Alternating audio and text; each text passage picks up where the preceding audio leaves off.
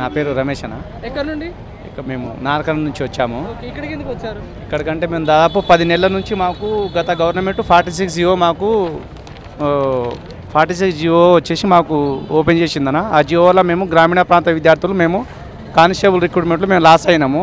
హైదరాబాద్ వాళ్ళకు 50 మార్కులకు జాబ్ వచ్చింది, మాకు 130, 134 వచ్చినా మాకు జాబ్ రాలేదు.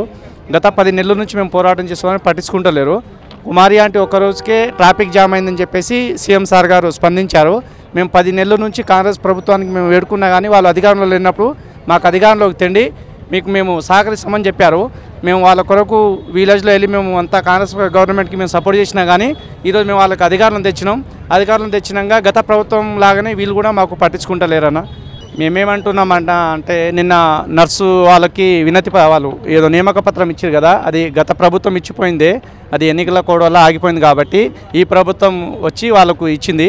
మాకు జియో నెంబర్ 46 వల్ల మేము నష్టపోయాము.